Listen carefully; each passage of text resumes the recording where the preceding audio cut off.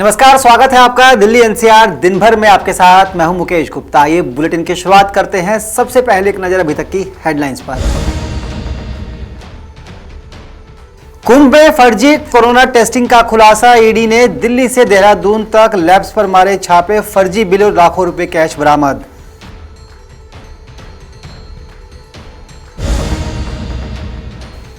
दिल्ली के नंदनगरी में बारिश की वजह से भर भराकर गिर पड़ी 3 मंजिला बिल्डिंग। मौके पर पहुंची दमकल की कई गाड़ियां। राजधानी में प्राइवेट एजेंसियों को दी जाएगी वीकली मार्केट की जिम्मेदारी। हर महीने ठेका लगाकर लाइसेंस बांटेगा एमसीडी।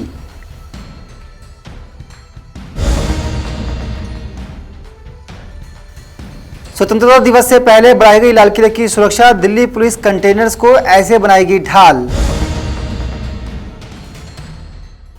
दिल्ली में स्कूल खोले जाएं या नहीं, फैसला लेने के लिए सरकार ने गठित की कमेटी। डीडीएमए की बैठक में लिया गया फैसला। अब खबरें विस्तार से। कुछ दिनों पहले उत्तराखंड में कुंभ के दौरान फर्जी कोरोना टेस्टिंग का मामला सामने आया था। इसी मामले के तहत शुक्रवार को ईडी ने 5 बड़ी लैब्स फार्मा कंपनियों के बड़े अधिकारियों और मालिकों के घर और दफ्तर पर छापेमारी की। इस छापेमारी में मनी लॉन्ड्रिंग के तहत बड़े पैमाने पर फर्जी बिल, डॉक्यूमेंट्स और बड़ा मोटा कैश भी बरामद किया गया है।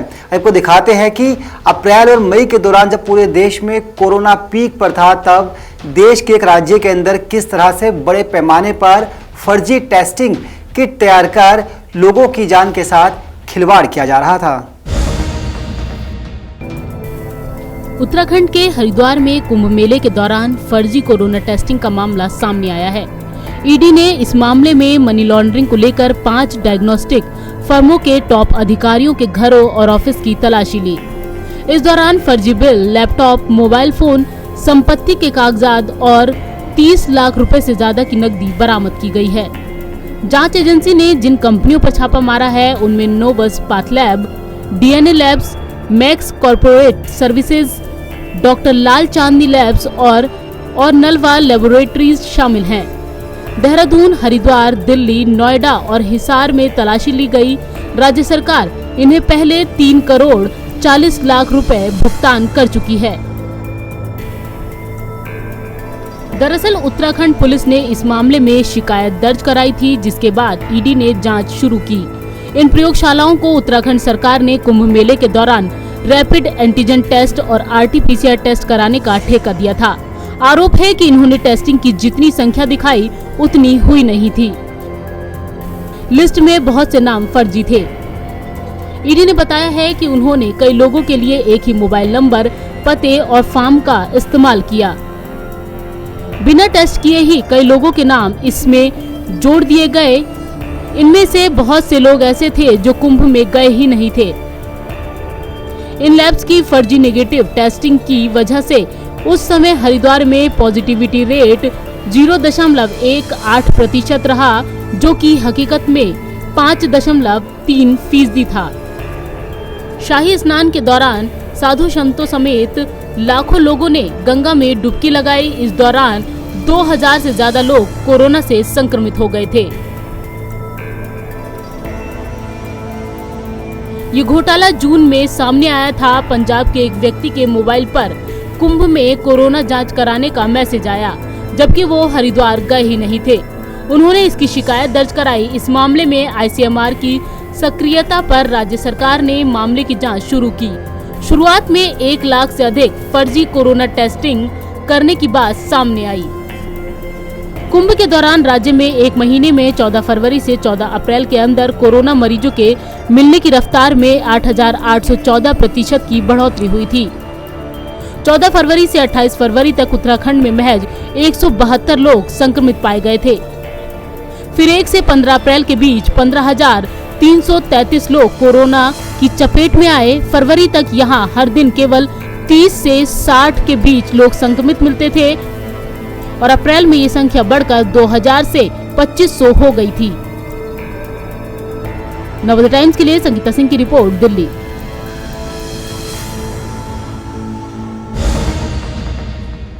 राजधानी दिल्ली में शनिवार को ही तेज बारिश की वजह से पूर्वी दिल्ली के नंदनगरी इलाके में एक 3 मंजिला इमारत भर कर गिर पड़ी। घटना की सूचना मिलते ही दमकल की 3 गाड़ियों को मौके पर भेजा गया। देखिए खास रिपोर्ट। देश की राजधानी दिल्ली के नंदनगरी इलाके में उस वक्त बड़ा हादसा देखने को मिला जब दिल्ली एनसीआर में शनिवार को हुई तेज बारिश के बाद एक 3 मंजिला इमारत भरभराकर ढह गई। इस हादसे में अभी तक किसी के हताहत होने की जानकारी तो नहीं मिली है। हालांकि घटना की सूचना मिलते ही मौके पर पहुंची पुलिस और दमकल की 6 गाड़ियों ने बचाव और राहत कार्य शुरू कर दिया।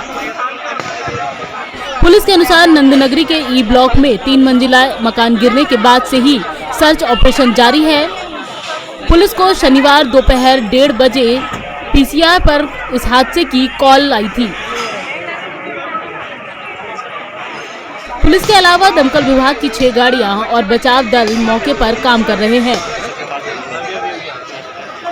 2 लोगों को मलबे से निकालकर अस्पताल पहुंचाया जा चुका है और अभी 2 लोगों के इस मलबे में दबे होने की आशंका जताई जा रही है। इस हादसे में कितना नुकसान हुआ है इसका अंदाजा भी फिलहाल नहीं लग पाया है।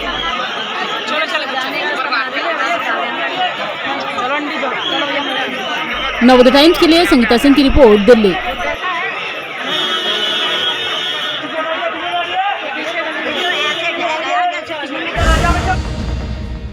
दिल्ली में पार्किंग के बाद अब वीकली मार्केट को भी निजी एजेंसियों के हाथों में सौंपे जाने की तैयारी चल रही है। सूत्रों की माने तो जो एजेंसी सबसे ज्यादा बोली देकर टेंडर उठाएगी उसे उस इलाके की वीकली मार्केट का ठेका दे दिया जाएगा। कैसे होगा ये पूरा काम और किस तरह से इस मार्केट में लगने वाली दुकानों का आने वाले समय में क्या कुछ होगा, इसी को लेकर देखिए खास रिपोर्ट। दिल्ली में एमसीडी ने जिस तरह से पार्किंग प्राइवेट एजेंसियों के हवाले किया है, उसी तरह वीकली मार्केट का संचालन भी अब प्राइवेट एजेंसियां करेंगी। हर वीकली मार्केट की बोली लगाई जाएगी। अधिकतम बोली लगाने वालों को वीकली मार्केट चलाने का ठेका दिया जाएगा। मंथली लाइसेंस फीस के रूप में प्राइवेट एजेंसी एमसीडी को पैसे का भुगतान करेगी। इसके बदले एजेंसी वीकली मार्केट के दुकानदारों से रेवेन्यू वसूल करेगी। मार्केट में दुकान लगाने की एक दिन की अधिकतम फीस 10 रुपए व 15 रुपए निर्धारित की जाएगी। North MCD standing committee Jogiram Jain की माने तो नॉर्थ एमसीडी के 6 जोन में कुल 105 लाइसेंस्ड वीकली मार्केट है, लेकिन वास्तव में वीकली मार्केट इससे कई गुना अधिक स्थानों पर लगती है। इसका कोई रिकॉर्ड एमसीडी अफसरों के पास नहीं है। इससे एक तो भीड़ बढ़ रही है और ट्रैफिक जाम की समस्या से लोग वीकली मार्केट के दिन परेशान रहते हैं। एमसीडी को भी हर महीने लाखों रुपए रेवेन्यू का नुकसान हो रहा है। अब व्यवस्थित तरीके से वीकली मार्केट लगाने के लिए नई पॉलिसी बनाई जा रही है। वीकली मार्केटों का ठेका भी पार्किंग स्थलों की तरह एमसीडी किसी प्राइवेट एजेंसी को मंथली लाइसेंस बेसिस पर देगी। अधिकतम बोली लगाने वाली एजेंसी को ठेका दिया जाएगा। एजेंसी हर महीने एमसीडी को लाइसेंस फीस देगी। इसके बदले एजेंसी वीकली मार्केट में दुकानदारों से प्रत्येक से 10 रुपए या 15 रुपए फीस वसूल करेगी।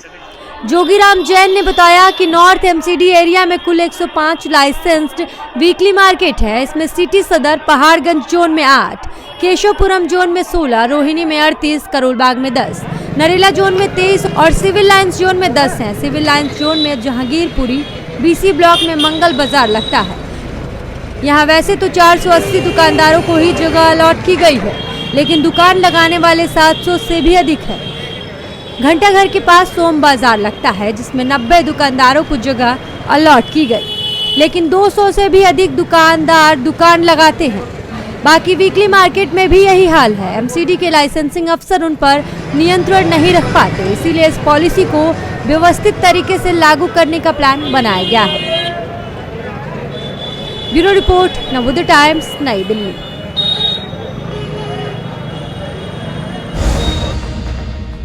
राजधानी दिल्ली में 26 जनवरी को हुई हिंसा को ध्यान में रखते हुए इस बार 15 अगस्त के मौके को ध्यान में रखते हुए लाल किले की सुरक्षा बेहद कड़ी कर दी गई है।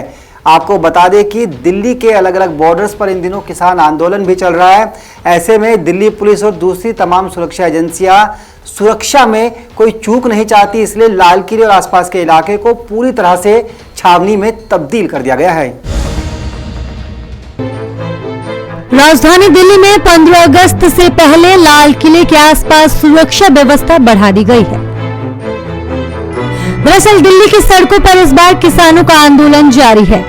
ऐसे में 26 जनवरी को हुई हिंसा को देखते हुए दिल्ली पुलिस इस बार कड़ी सुरक्षा कर रही है।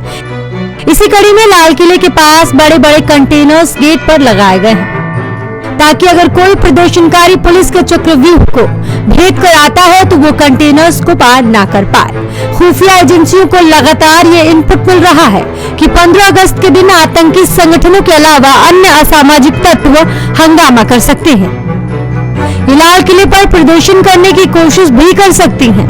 ऐसे में सुरक्षा को लेकर पूरे चौकस इंतजाम किए जा रहे हैं। दिल्ली पुलिस व अर्धसैनिक बल के जवान चप्पे चप्पे पर तैनाती के अलावा एनएसजी और एसपीजी की टीम भी सुरक्षा व्यवस्था की बारीक मॉनिटरिंग कर रही है। बता दें कि हर साल 15 अगस्त को प्रधानमंत्री लाल किले की प्राचीर से झंडा फहराते हैं। ऐसे में यहाँ सुरक्षा के चौकस इंतजाम रहते हैं, इसीलिए सुरक्षा को और कड़ा किया जा रहा है और चप्पे चप्पे पर सुरक्षा कर्मियों की तैनाती की जा रही है। बड़े कंटेनर्स को लगाया जा रहा है।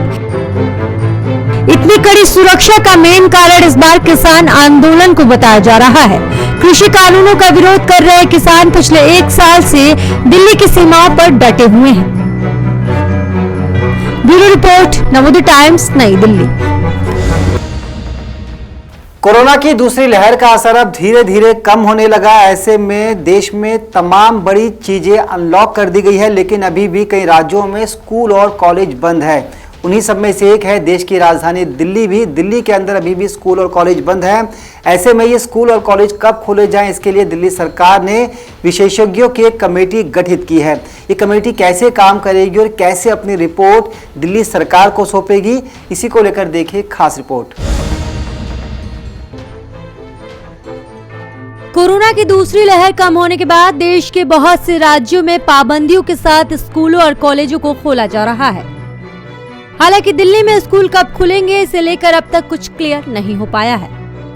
बताते चले कि अब तक पंजाब, हरियाणा, मध्य प्रदेश, छत्तीसगढ़, राजस्थान में स्कूल खोले जा चुके हैं। उत्तर प्रदेश में भी 16 अगस्त से स्कूल खुल जाएंगे। वहीं राजधानी दिल्ली में स्कूल खोलने को लेकर अब भी सरकार में असमंजस की स्थिति बनी हुई है। कोरोना की तीसरी लहर की आशंका को देखते हुए सरकार इस बारे में फूंक फूंक कर कदम आगे बढ़ाना चाहती है। दिल्ली सरकार स्कूल खोलने को लेकर विशेषज्ञों की एक कमेटी गठित करेगी। डीडीएमए की बैठक में एक कमेटी गठित करने का फैसला लिया गया था। इस कमेटी में शिक्षा और स्वास्थ्य विभागों के अधिकारियों के साथ विशेषज्ञ शामिल होंगे। ये कमेटी कोरोना के हालात और पेरेंट्स स्कूल प्रबंधकों के साथ बातचीत करके अपनी रिपोर्ट सौंपेगी। इस कमेटी की सलाह के मुताबिक स्कूलों के लिए एसओपी का निर्माण होगा। ये कमेटी स्कूल की तैयारियों पर भी सुझाव देगी। कमेटी योजना का मूल्यांकन और अंतिम रूप देने की रूपरेखा भी तैयार करेगी। सरकार के मुताबिक इस कमेटी का मकसद स्कूलों के शिक्षकों और कर्मचारियों का टीकाकरण करवाना, छात्रों के माता पिता की चिंताओं को दूर करना और निर्णय प्रक्रिया में भी सभी की भागीदारी को सुनिश्चित करना होगा। इसके बाद स्कूल खोलने के संबंध में फैसला लिया जाएगा।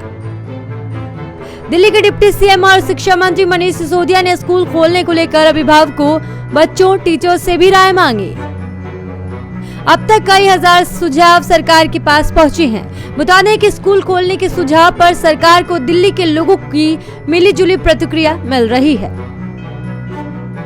ब्यूरो रिपोर्ट, नवोदय टाइम्स, नई दिल्ली। दिल्ली एनसीआर दिन भर के इस बुलेटिन में फिलहाल के लिए इतना ही। मुझे दीजिए इजाजत। नमस्कार।